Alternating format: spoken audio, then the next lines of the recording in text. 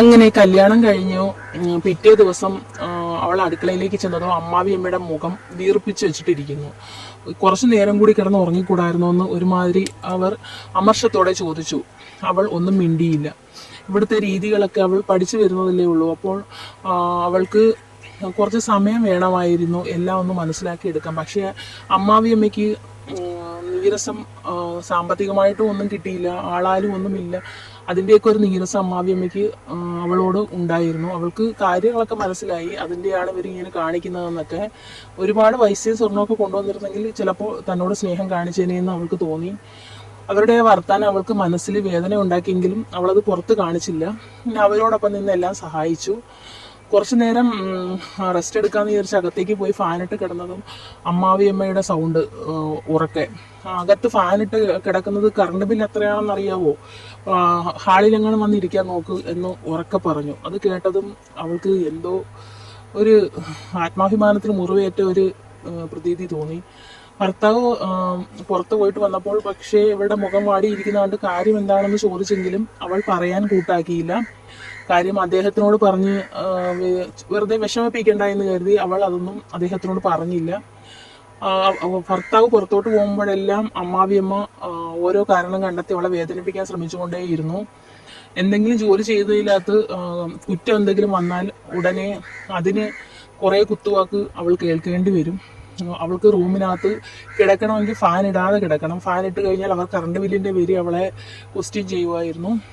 പിന്നെ അങ്ങനെ പൈപ്പ് വെള്ളം ആവശ്യത്തിന് എടുത്തു കഴിഞ്ഞാൽ വാട്ടർ ബില്ല്, അങ്ങനെ ഓരോ കാര്യത്തിനും അവർ കണക്ക് പറഞ്ഞുകൊണ്ടേയിരിക്കും. ആഹാര കാര്യത്തിലാണെങ്കിൽ പോലും ആഹാരം സ്പെഷ്യലായിട്ട് ഉണ്ടാക്കുന്നതെല്ലാം അവർ മാറ്റി വയ്ക്കുമായിരുന്നു. അങ്ങനെയൊക്കെയുള്ള രീതിയായിരുന്നു അവരുടെ. ഭയങ്കര ഒരു വിഷമം ആദ്യമൊക്കെ അവളിൽ ഉണ്ടാക്കിയിരുന്നു. പിന്നെ മാത്രമല്ല എന്തും ഏതും അവരുടെ മോളെ വിളിച്ച് പറയും. അതിനുശേഷം മോള് അവിടെ നിന്ന് കൊടുക്കുന്ന നിർദ്ദേശാനുസരണമാണ് അവർ പിന്നീട് ഇവളോട് ഓരോ കാര്യങ്ങളും കാണിക്കുന്നത്. എൻ്റെ മോൾ അവിടെ കിടന്ന് എന്തൊക്കെ അനുഭവിക്കുന്നു നിനക്കറിയാവോ? അവൾക്ക് ഞാൻ 101 പവൻ കൊടുത്ത് കെട്ടിച്ച് വിട്ടതാണ്, എന്നിട്ട് എൻ്റെ കുഞ്ഞിന് ആ വീട്ടിൽ സ്വസ്ഥതയില്ല, ഒരു വകയും ഇല്ലാതല്ലേ നീ കയറി വന്ന്, നിനക്ക് ചോദിക്കാനും പറയാനും ആരിരിക്കുന്നു എന്നൊക്കെയുള്ള രീതിയിലുള്ള സംസാരം അവർ ഇടയ്ക്കിടയ്ക്ക് പറയുമായിരുന്നു. എല്ലാം കൊടുത്ത് വിട്ടിട്ട് അവൾക്ക് സമാധാനം, എൻ്റെ മോൾക്ക് സമാധാനം കിട്ടുന്നില്ല. ഓരോന്നൊക്കെ ഒന്നുമില്ലാതെ കയറി വന്നിട്ട് 24 മണിക്കൂറും ഫാനിൻ്റെ കീഴിൽ കിടക്കണം, വിഭവസമൃദ്ധമായിട്ട് ആഹാരം കഴിക്കണം, ഒരു വകയും ഇല്ലാത്ത വീട്ടിൽ നിന്ന് വന്നതാണ്. പലപ്പോഴും അവളോട് മനസ്സിൽ മുറിവേൽക്കുന്ന തരത്തിൽ വരെ സംസാരിച്ചിട്ടുണ്ട്. നിങ്ങളെ വീട്ടിൽ ഈ കക്കൂസ് ഉണ്ടോ, അതോ അപ്പുറത്തെ പറമ്പിലാണോ പോകുന്നത് എന്നൊക്കെയുള്ള പരിഹാസ രീതിയിലുള്ള സംസാരങ്ങളും കാര്യങ്ങളും വരെ അവരുടെ ഭാഗത്തുനിന്ന് ഉണ്ടായിട്ടുണ്ട്. ആൾക്കാർ നിൽക്കുമ്പം തന്നെ കളിയാക്കി വർത്താനം അമ്മാവിയമ്മയുടെ ഭാഗത്തുനിന്ന് വരും. അതൊക്കെ അവളെ മാനസികമായിട്ട് ഒരുപാട് ഒരുപാട് തകർത്തുകൊണ്ടിരിക്കുകയായിരുന്നു. അങ്ങനെ ഇരിക്കുക അവൾ ഗർഭിണിയായപ്പോൾ പിന്നെ അടുത്ത പ്രശ്നമായി. ഗർഭിണിയായതല്ല പ്രശ്നം, ഗർഭിണിയാകാൻ കുറച്ച് താമസിച്ചപ്പോൾ അവർക്ക് അത് പ്രശ്നമായിരുന്നു. ഗർഭിണിയായതിനു ശേഷം പിന്നെ ഒരു തരത്തിലും ഒന്നും ഇരിക്കാൻ പാടില്ല. സുഖപ്രസവം വേണമെന്നുണ്ടെങ്കിൽ ജോലികൾ കണ്ടിന്യൂസ് ചെയ്തുകൊണ്ടിരിക്കണം. ഒരു തരത്തിലും എങ്ങും റെസ്റ്റ് എടുക്കാൻ പാടില്ല. റെസ്റ്റ് എടുത്തു കഴിഞ്ഞാൽ സിസേറിയൻ ആയി കഴിഞ്ഞാൽ ആര് നോക്കും? പ്രസവമാണെന്നുണ്ടെങ്കിൽ 3-ന്റെ അന്ന് വീട്ടിൽ വരാം, മനോൻ്റെ കാര്യങ്ങൾ നോക്കാം. സിസേറിയനായി കിടന്ന് ബെഡിൽ കിടന്നു കഴിഞ്ഞാൽ ഒരാളിൽ നിന്ന് നോക്കണം. എന്നെ കൊണ്ടൊന്നും പറ്റത്തില്ല, നിൻ്റെ വീട്ടിൽ നിന്ന് ആരും ഇല്ല നോക്കാനും കാണാനും വരാനും ഒന്നും. അതുകൊണ്ട് ജോലികളൊക്കെ ചെയ്ത് അങ്ങോട്ട് സുഖപ്രസവം ആക്കാൻ നോക്ക് എന്നുള്ള രീതിയിലൊക്കെ അവളോട് സംസാരിക്കുമായിരുന്നു. അവള് പ്രതികരിക്കാതെ കരഞ്ഞുകൊണ്ടിരിക്കുന്ന രീതി, തുടക്കം മുതലേ അവൾ പ്രതികരിക്കാതെ എന്ത് പറഞ്ഞാലും കരഞ്ഞുകൊണ്ടിരിക്കുകയായിരുന്നു. അങ്ങനെ പ്രഗ്നൻസി സമയത്ത് അവൾക്ക് യാതൊരുവിധ റെസ്റ്റും കിട്ടിയില്ല. സുഖപ്രസവം വേണമെന്ന് പറഞ്ഞുകൊണ്ട് അവളെ കൊണ്ട് എല്ലാ ജോലികളും അവർ ചെയ്യിച്ചു. ഭർത്താവിന് കുറേയൊക്കെ കാര്യങ്ങൾ മനസ്സിലായി, കുറേയൊക്കെ അവളെ സൂചിപ്പിച്ചിട്ടും ഉണ്ടായിരുന്നു. പക്ഷേ അമ്മയുടെയും ഭാര്യയുടെയും ഇടയ്ക്ക് ഒരു പ്രശ്നം ഉണ്ടാകുന്നതും അതിനെ ആരുടെ ഭാഗത്ത് നിൽക്കും എന്നുള്ളൊരു ഇതുകൊണ്ട് അദ്ദേഹം ഒന്നും മിണ്ടിയില്ല, കണ്ണടച്ച് നിന്നതേ ഉള്ളൂ എല്ലാത്തിനും. പക്ഷേ അവളോട് ഭയങ്കര സ്നേഹവും കെയറിങ്ങും ഒക്കെ അദ്ദേഹം കൊടുക്കുന്നുണ്ടായിരുന്നു. പിന്നെ അമ്മായിയമ്മയുടെ ഭാഗത്തു നിന്നുള്ള ക്രൂരമായ പെരുമാറ്റം അവളെ അതേ കണക്ക് ഓപ്പോസിറ്റ് വേദനിപ്പിച്ചുകൊണ്ടും ഇരുന്നു. അങ്ങനെ നാളുകൾ കടന്നുപോയി. അവളുടെ വീട്ടിൽ നിന്ന് ആൾക്കാരോ ആരും വരാനും കാണാനും നോക്കാനും ഒന്നും ഇല്ലാതെയായി. അങ്ങനെ വയറ്റ് പോകാലെ ആയപ്പോഴും ഇത് തന്നെയായിരുന്നു അവസ്ഥ. ആരും വന്നില്ല, പലഹാരങ്ങൾ കൊണ്ടുവന്നില്ല. അതിൻ്റെ പേരിൽ ഒരു പ്രശ്നം ഉണ്ടായി. വീട്ടിൽ നിന്ന് ആരും ഒന്നും കൊണ്ടുവന്നില്ല, അതുകൊണ്ട് നീ വീട്ടിലോട്ട് പോയി നിൽക്കണ്ട എന്നും പറഞ്ഞുകൊണ്ട് അമ്മ അവളുടെ വീട്ടിലോട്ടും അവളെ വിട്ടില്ല ഒരു കാര്യത്തിനും. അവർക്ക് ദേഷ്യം ഉണ്ടായിരുന്നു പലഹാരങ്ങളൊന്നും കൊണ്ടുവരാത്തതിൻ്റെ 7-ാം മാസത്തെ ചടങ്ങിന്. അങ്ങനെയൊക്കെയുള്ള കാര്യങ്ങളാണ്. പക്ഷെ അപ്പോഴും അവൾ നിശബ്ദമായി കരഞ്ഞതേ ഉള്ളൂ, പ്രതികരിച്ചിരുന്നില്ല. ഭർത്താവും യാതൊരുവിധ പ്രതികരണവും നടത്തിയില്ല. പലപ്പോഴും ഹോസ്പിറ്റലിൽ ഭർത്താവ് കൊണ്ടുപോകുമ്പോഴൊക്കെ ഭർത്താവും അവളും ഒറ്റയ്ക്കുള്ള സമയത്തൊക്കെ അവൾ പറയും, അമ്മ ഇങ്ങനെ ചെറുതായിട്ടൊക്കെ തന്നെ വഴക്ക് പറയാറുണ്ട്. അപ്പോൾ പറയും, നീ അത് കാര്യമാക്കണ്ട, നിൻ്റെ അമ്മ വഴക്ക് പറയുന്ന പോലെ കണക്കാക്കിയാൽ മതി, അമ്മ വയസ്സായി ഇരിക്കുകയല്ലേ, അപ്പം അതിൻ്റേതായിട്ടുള്ള രീതികൾ കാണിക്കുന്നത് നീ അങ്ങ് എന്നിങ്ങനെയാണ് ഭർത്താവ് പറയുന്നത്.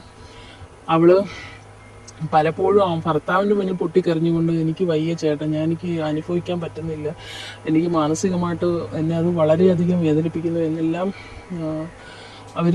അവൾ പറഞ്ഞുകൊണ്ടേയിരുന്നു. പക്ഷേ സഹിക്കാനല്ലാതെ വേറെ നിവൃത്തിയും അവൾക്കുണ്ടായിരുന്നില്ല. അങ്ങനെ അവൾക്ക് പ്രസവ സമയമായി. വെളുപ്പാൻ രാവിലെ പ്രസവവേദന തുടങ്ങി. അങ്ങനെ വണ്ടി വിളിച്ച് ഹോസ്പിറ്റലിൽ കൊണ്ടുപോയി. അതിനുശേഷം ഹോസ്പിറ്റലിൻ്റെ കാര്യങ്ങളൊക്കെ ഭർത്താവും അമ്മായിയമ്മയും എല്ലാം കൂടെ നിന്ന് സഹകരിച്ച് ചെയ്തു. 3 പ്രസവം തന്നെയായിരുന്നു, സുഖപ്രസവം തന്നെയായിരുന്നു. അതിനുശേഷം വീട്ടിലേക്ക് വന്നതിന് ശേഷം കുഞ്ഞിനോട് നല്ല സ്നേഹമാണ്. ആൺകുഞ്ഞായിരുന്നു. അപ്പോൾ കുഞ്ഞിനോട് നല്ല സ്നേഹമായിരുന്നു അവർക്കെല്ലാം. പക്ഷേ കുഞ്ഞിനെ പ്രസവിച്ച അമ്മയോട് ഒരു പരിഗണനയും പ്രസവിച്ചതിന് ശേഷവും കണ്ടില്ല. പിന്നെ ആൾക്കാരെ ബോധിപ്പിക്കാൻ വേണ്ടി എന്തൊക്കെയോ അവർ ചെയ്തു. പിന്നെ കൊച്ചിൻ്റെ പേരിലായി അങ്ങോട്ടും ഇങ്ങോട്ടും വഴക്ക്. കൊച്ചിനെ അവൾ എന്ത് ചെയ്താൽ കൊച്ചിനെ ഉടുപ്പിട്ട് കൊടുത്ത കുറ്റം, കൊച്ചിൻ്റെ തുണി കഴുകിയ കുറ്റം, എന്തിനും അവർ ചെയ്യുന്നത് കൊണ്ടല്ല, അതിലൊരു കുറ്റം കണ്ടുപിടിച്ച് വേദനിപ്പിക്കുക എന്നുള്ളത് നിരന്തരം വഴക്ക്. കൊച്ചിൻ്റെ പേരിലായി പിന്നെ വഴക്ക്. കൊച്ചിനെ അവിടെ കിടത്തിക്കൂടെ, കൊച്ചിനെ ഇത് ചെയ്തുകൂടാ, കൊച്ചിനെ അത് ചെയ്തുകൂടാ. കൊച്ചിൻ്റെ പേരിൽ നിരന്തരം അമ്മായിയമ്മ അവളെ മാനസികമായി പീഡിപ്പിച്ചിരുന്നു. അവർക്ക് പിന്നീട് ഒരു കാരണം കൊച്ചായിരുന്നു. അവസാനം അവൾ പ്രതികരിക്കാൻ തുടങ്ങിയപ്പോഴത്തേക്ക് അത് വലിയൊരു പൊട്ടിത്തെറിയിലേക്ക് പോയി. ആദ്യം മിണ്ടാതിരുന്ന അവൾ എല്ലാം സഹിച്ച് കരഞ്ഞ് ഒരു ഘട്ടമെത്തിയപ്പോൾ പ്രതികരിക്കാൻ തുടങ്ങി. തിരിച്ച് സംസാരിക്കാൻ തുടങ്ങിയപ്പോഴത്തേക്ക് അവർക്കത് ഉൾക്കൊള്ളാൻ പറ്റുന്നുണ്ടായിരുന്നില്ല. അവരപ്പോൾ തന്നെ വലിയ പ്രശ്നങ്ങളെല്ലാം ഉണ്ടാക്കി. മോളെ വിളിച്ച് പറഞ്ഞു, അയൽക്കാരെ വിളിച്ച് പറഞ്ഞു, ഇവിടെ എൻ്റെ അടുത്ത് അങ്ങനെ സംസാരിക്കുന്നു, ഇങ്ങനെ സംസാരിക്കുന്നു. പിന്നീട് അവൾ അങ്ങോട്ട് തിരിച്ച് പ്രതികരിക്കാൻ തന്നെ തീരുമാനിച്ചു. കാരണം ഈ കാലം അത്രയും അവൾ മിണ്ടാതിരുന്ന് എല്ലാം സഹിക്കുക അത് കൂടി വന്നു. ഓരോ കാരണങ്ങൾ കണ്ടുപിടിച്ച് ഓരോ സമയത്തും അവളെ വേദനിപ്പിച്ചുകൊണ്ടിരുന്നു. കല്യാണം കഴിഞ്ഞ സമയത്ത് സ്വർണവും ഒന്നും ഇല്ലാത്തതിൻ്റെ പേരിൽ കുറേ അനുഭവിച്ച്. അതിനുശേഷം കൊച്ചുണ്ടായപ്പോൾ കൊച്ചിൻ്റെ പേർത്തിട്ട് ഓരോ കാര്യങ്ങളിലും മാനസികമായി പീഡിപ്പിക്കാൻ തുടങ്ങി. ഒരു തവണ വഴക്കൂടിയപ്പോൾ അവളെ അടിക്കാൻ വരെ വന്നു. പക്ഷേ അവൾ ചേർത്ത് നിന്നതുകൊണ്ട് പ്രശ്നങ്ങളൊന്നും ഉണ്ടായില്ല. അങ്ങനെ പിന്നീട് അവൾ ഒട്ടും വിട്ടുകൊടുക്കും. പിന്നീടുള്ള അവളുടെ ദിവസങ്ങളെല്ലാം നല്ല രീതിയിൽ അങ്ങോട്ടും ഇങ്ങോട്ടും സംസാരിക്കുന്ന രീതി തന്നെയായിരുന്നു. അവരെന്താണോ പറയുന്നത് അതിന് ഓപ്പോസിറ്റ് അവൾ സംസാരിക്കാൻ തുടങ്ങി. അങ്ങനെ അത് ഒരു വലിയൊരു പ്രശ്നത്തിന് വഴിവെക്കുകയായിരുന്നു. അപ്പോൾ നിങ്ങൾക്ക് ഈ സ്റ്റോറി ഇഷ്ടമായെങ്കിൽ ലൈക്ക് ചെയ്യാനും കമൻറ്റ് ചെയ്യാനും സബ്സ്ക്രൈബ് ചെയ്യാനും മറക്കരുത്. അപ്പോൾ നമുക്ക് ഇതിൻ്റെ ബാക്കി കഥയുമായിട്ട് അടുത്ത എപ്പിസോഡിൽ കാണാം.